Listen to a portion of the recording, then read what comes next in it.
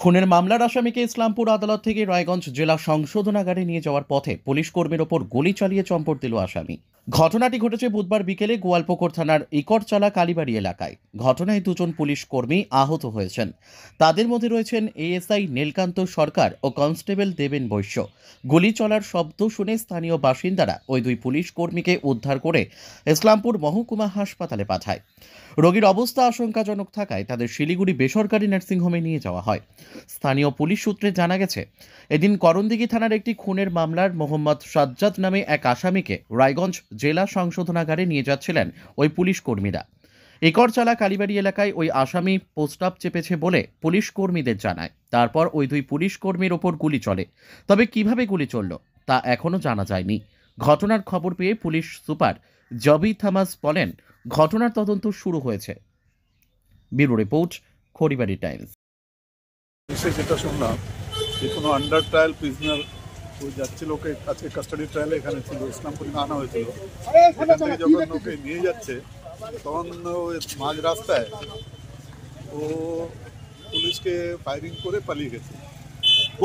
Injured হয়েছে, দুজন ইনজোর্ডকে এখন ইসলামপুর হসপিটাল থেকে রেফার করা হলো নর্মাল মেডিকেল। কতজন আসামি ছিল গাড়িতে জানা গেছে? না, জানা যায়নি। এবার রিভলভারটা কোথা থেকে পেলো সেটা জানা গেছে? সেটাও জানা যায়। কে গুলিটা কে চালালো তাহলে? যে পালাইছে সেই চালাতো, আসামি চালাতো। ওর কাছে রিভলভারটা কোথা থেকে আসলো?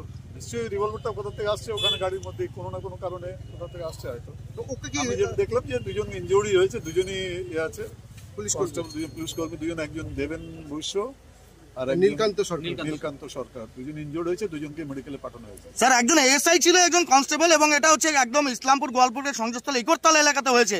প্রকাশ্য দিকবালোকে কি বলবেন আপনারা? ঘটনাটা তদন্ত করলেই সব জানা যাবে গোটা ব্যাপারটা। আমি তো অন ওয়ে রিটার্ন আসছিলাম কানকি থেকে, তখন শুনলাম, শুনে যেটা যতটুকু জানলাম সেটুকু আপনাদের পাস আবার করলাম। ঠিক, থ্যাংক ইউ স্যার।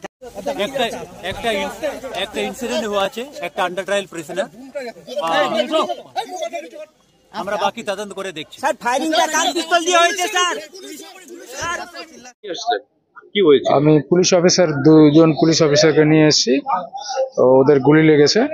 তো ওদের গাড়ি পাঞ্জিপাড়া যে চৌহান সুইটের সামনে ছিল, অপোজিট সাইডে দাঁড়িয়ে ছিল।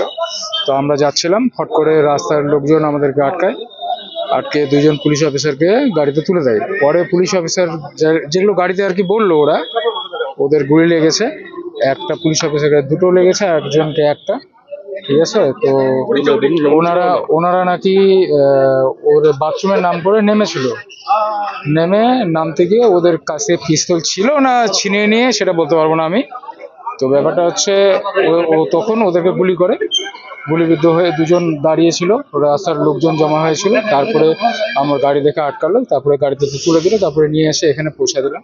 আসামিটা গুলি করেছে নাকি? হ্যাঁ, আসামিকে করেছে। আপনার নাম? রাহুল দেবদাস। আপনি কি করেন? আমি হচ্ছে 102 পাইলট।